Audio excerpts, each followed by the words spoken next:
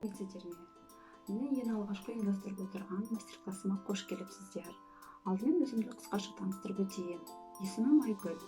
Парақшаны байқаған болсаңыздар, түрік тілінен аударғанда чечек деп келеді. Яғни Айгүл. Мен гүлдерді, жапырақ, өсімдіктерді, дәнді дақылдарды кептіріп, зергерлік шайырмен құямын. Бұл қолөнер түрімен мен 5 жылдай айналысамын. Басында мен де зерттедім, материалдарды іздендім. Сөйте келе барлық зерттеу жолымнан мен бұны табыс көзіне айналдырғым келді. Яғни бұл қолөнерді ары қарай дамытқым келді. Сол себептен мен өзімнің парақшамды аштым 2017 жылы. Ақырындап маған көрмелерге қатысуға, жәрмеңкелерге қатысуға ұсыныстар түсе бастады. Жалпы өзім 4-5 жәрмеңкеге қатыстым. Қолөнер жәрмеңкелерінде сұранысқа ие, яғни бұл жаңа сала болып келеді қолөнер түріндегі. Қазіргі таңда мен декреттік демалыста отырғандықтан өз жасаған бұйымдарымды мен қолөнер шоурумына тапсырып қойдым. Яғни оларда астаналық түрлі жаңа жылдық, наурызда көп өтетін жаздық сән үйлерінің жәрмеңкелерінде, яғни көрмелерінде қатысып, түрлі қолөнер түрімен қатысып отырады. Ал енді кезекте мен эпосеттік шайырдың мекеніне тоқталып өтейін. Мен өз жұмыстарымда шайырдың тек зергерлік қолөнер бұйымдарына арналған түрін пайдаланамын. Яғни ол екі компоненттен тұрады. Бұл шайырдың өзі және екіншісі бұл қатайтқыш. Осы екі компоненттің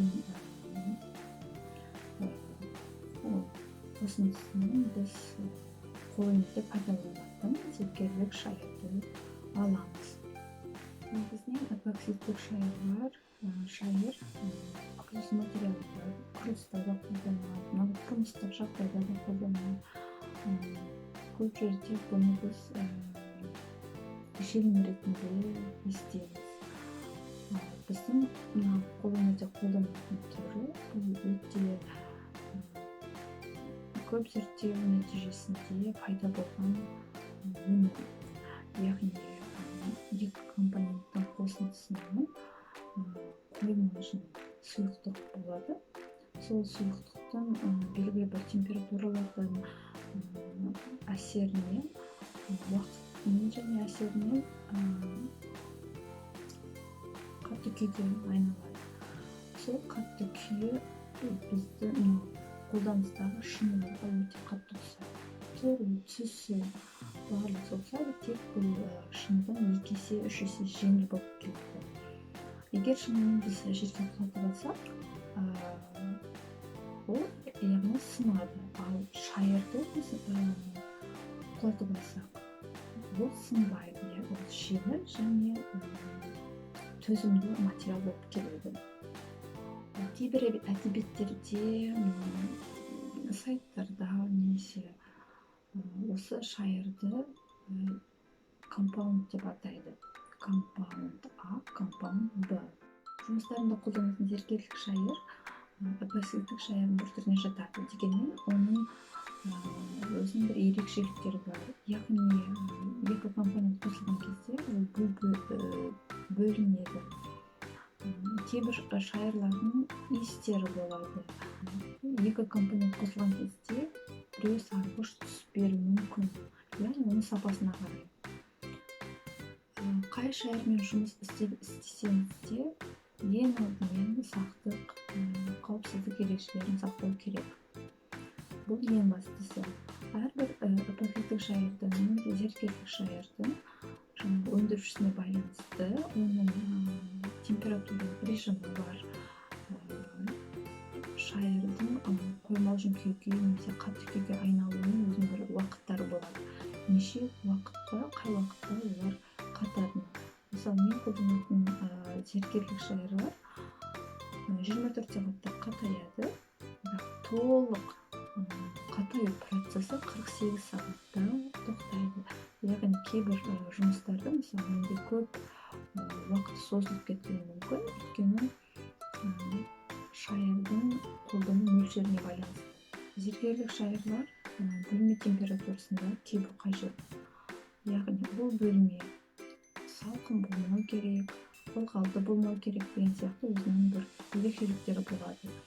Сонымен қатар бұл бөлме жабық болмау керек. Яғни онда ауа уақыт өткен сайын жаңартылып отыру керек. Яғни есікті ашып немесе терезені ашып бөлменің ауасын тазартып отыру керек.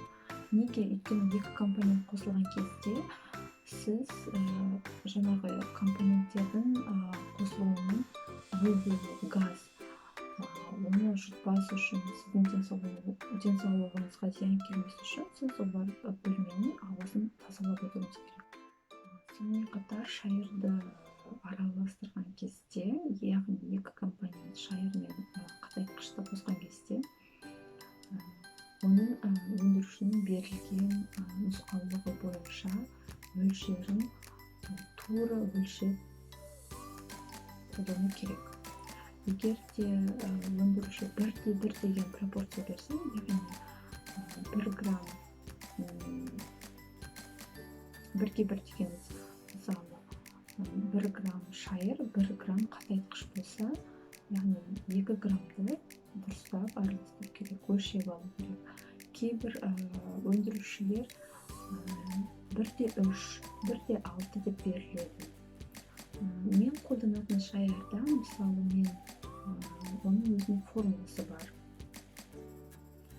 Яғни бірінші шайырды өлшеп аламын. Егер ол 5 грамм болса, 5 граммды мен көбейтемін 0,35 пайызға. Сонда қатайтқыштың мен қанша қатайтқыш қосуым керек екенін менде есептеліп шығарып тұрады. Сол қатайтқыштың мөлшерін асырмау керек. Неге?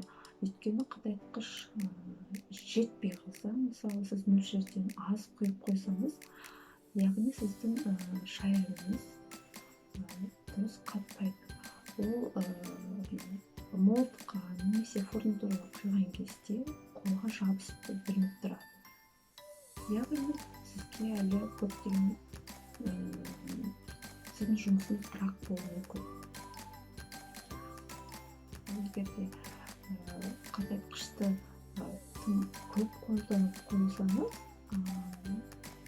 ол қоймалжың күйге айналу өте тез процесс болып жүріп кетеді де, сіз мысалы заттарыңызға, фурнитураңызға құйып үлгермеуіңіз мүмкін. Енді мен сіздерді осы шайырмен жұмыс жасаған кезде ең қажетті деген материалдармен таныстырғым келеді. Ол бізде әрине шайырдың өзі. Мен шайырды алдында айтып кеткендей, 2 жылдан астам қолданып келе жатырмын. Но менде осы уақытқа дейін екінші мәрте тапсырыспен алдыртып қолданып жатқан шайыры. Ресейлік шайыр. Екінші бізге қажетті материал бұл кепкен гүл. Мен кепкен гүлдерді өзім өсіремін, бау-бақшадан, өз ауылдан жинап алып келемін. Немесе саябақтардан, әрине гүлдің композициясына немесе клумбаларға қатысты десе қоймай, егер де мысалы аялдамада тұрған кезде бір бұрышта бір гүл өсіп тұрсын, жапырақ болсын, әдемі болып тұрса, оны мен кейде аламын. Немесе жаңағы туысқандардың бау-бақшасынан аламын. Немесе мен гүл кептіретінімді естіген таныстарым үйде өздері хабарласады, менде осындай гүл бар, маған осындай букет сыйлады. Егер саған қажет болып жатса, кептіріп ал деп маған әкеп береді. Кейбір гүлдерді мен шетелден тапсырыспен алдыртамын, яғни Ресейден алдыртамын. десе де қазір арнайы осы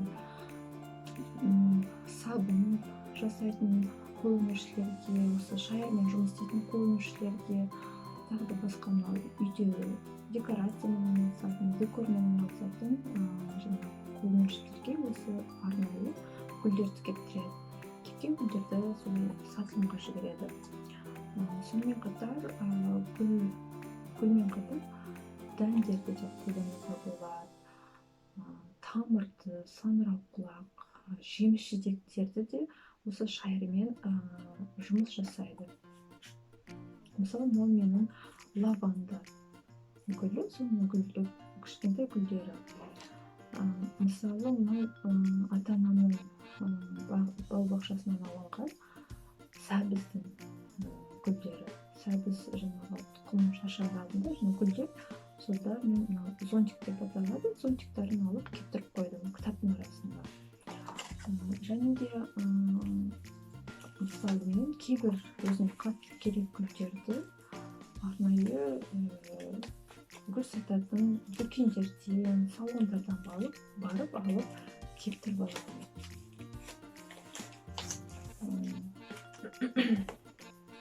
Және тағы бір кеткім келеді. Мысалы, нейл стилистер деп атаймыз. Маникюр, педикюр салондарына арналған арнайы дүкендер қазір көптеп ашылуда. Онлайн дүкендері де бар, офлайн дүкендері де бар. Солардың өзінде сіздің жұмысыңызға қажетті материалдарды табуға болады. Неге? Маникюр, педикюр жасаған кезде, яғни оны бояған кезде тырнақты кейбір жаңағы шеберлер, мастерлар кепкен гүлдерді пайдаланады. Мысалы, мына жинақты мен сол өзіміздің астымызда сататын маникюр, педикюрге арналған салоннан сатып алдым. Осы кепкен гүлдер, яғни бір жерде боялған гортензия, екінші гүлдердің аттарын білмедім. Мына менде жартылай қолданып біткен жұмыстарында қолдандым. Енді негізгі материалдардың бірі шайырмен жұмыс істегенде сізде ол фурнитура. Осы мастер-классымда мен сіздермен фурнитурадан қалай жұмыс істеу керек екенін, оған қалай бояу керек екенін, шайырмен қалай құю керек екенін барлығын этап-этапта көрсетемін. Өзім жалпы шайырмен жұмысты фурнитурадан бастадым. Мысалы, мынау жүзікке арналған фурнитура.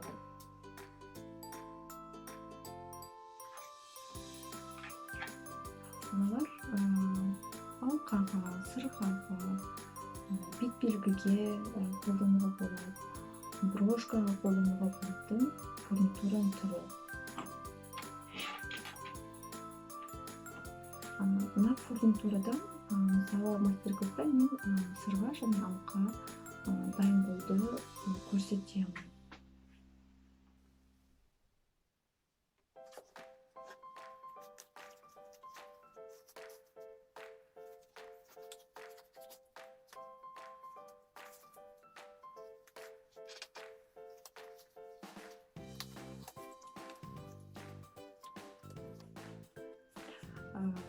Және шайырмен жұмыс істеген кезде, алғашқы кезде тәжірибе жинақтағанға дейін сіздерге міндетті түрде осындай қолғаптарды қолдануға кеңес береді, перчаткаларды. Егер сіздің қолыңызды, егер сіздің аллергияңыз болса, мысалы терінің сондай нәзік, немесе мынау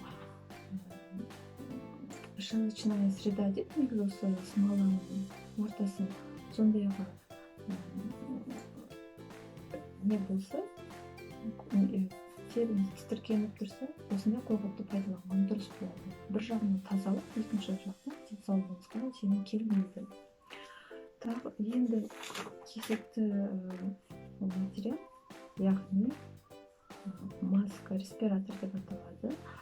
Жай медициналық маскаларды қолдана колдангандан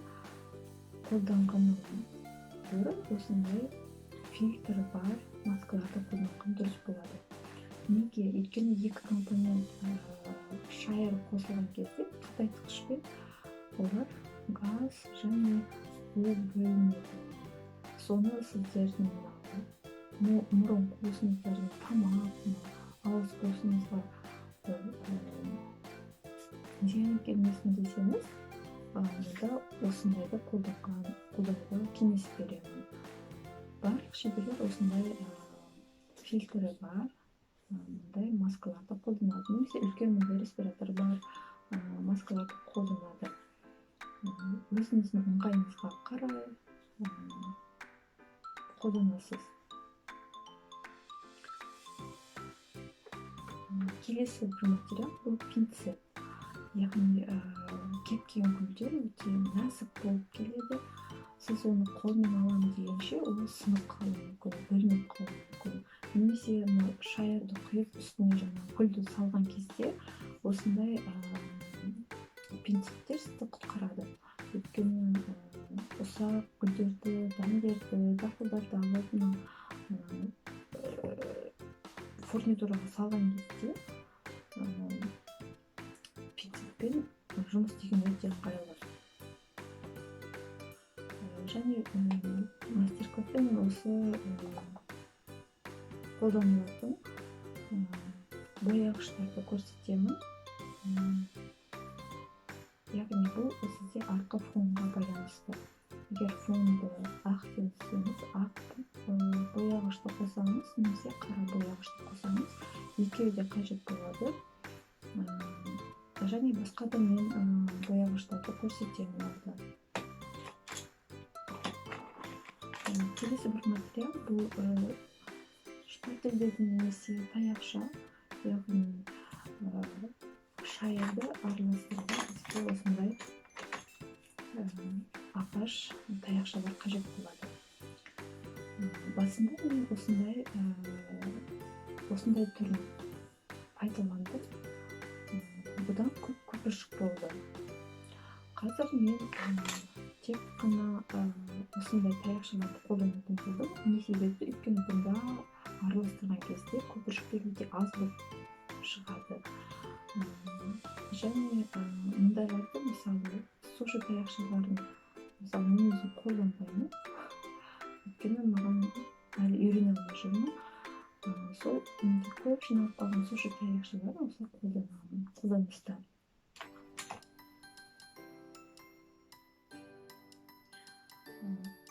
Және де шайырмен жұмыс істегенде алдыңызда алжапқыш болған дұрыс болады.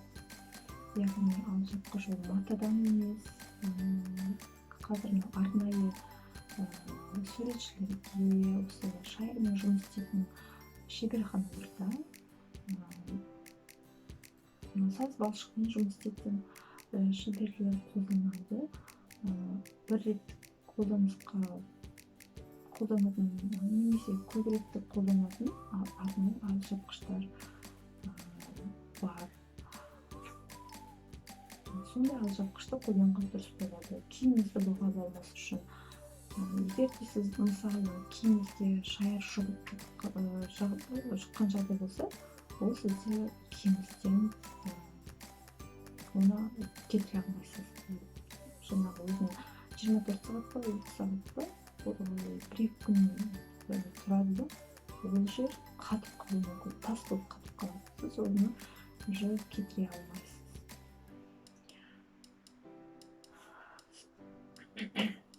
Сонымен қатар шайырмен жұмыс істегенде сіздің жұмыс үстеліңіз болсын, қай жерде жұмыс істейсіз, сол тегіс болған дұрыс болады. Не себепті? Өйткені мысалы сіз фурнитураға шайыр қоясыз, гүліңізді қоясыз, шайыр қойып бір жерге орналастырған кезде, егер үстеліңіз қисық тұрса, яғни шайырдың бәрі бір жаққа ағып кетеді. Ол фурнитураның сыртына ағып кетуі мүмкін, столыңызды бүлдіреді. Немесе фурнитураның ішінде бірақ бір жаққа қарай бәрі жиналып, қоюланып, қатып қалуы мүмкін. Сіздің затыңызды күйдіреді немесе бірақ болып қалады. Ол үшін мен сіздерге мындай құрылыста қолданатын уровеньдер, яғни заттың тегістігін көрсететін құрылғы. Бізге ондай үлкені керек жоқ. Егер үлкені бар болып жатса, сіз соны қолдануыңызға болады. Мен мысалы осындай кішкентай түрін қолданамын.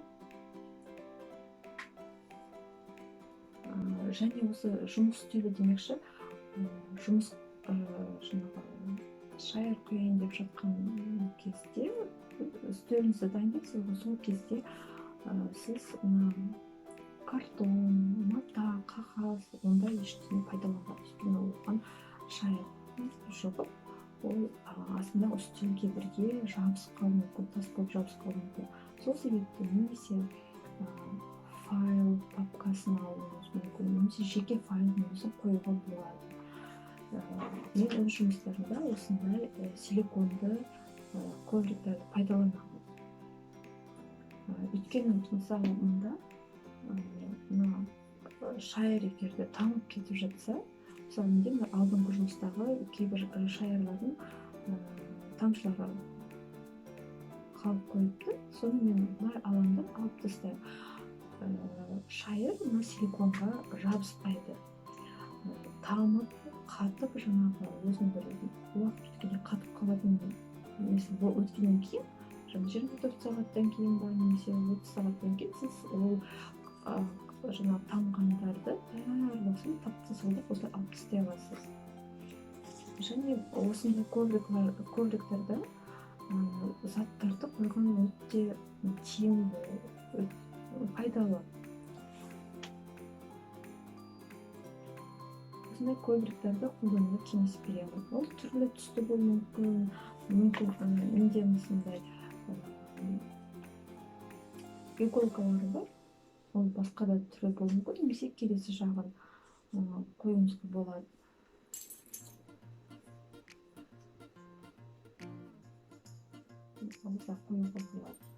Осындай қолданған дұрыс болады.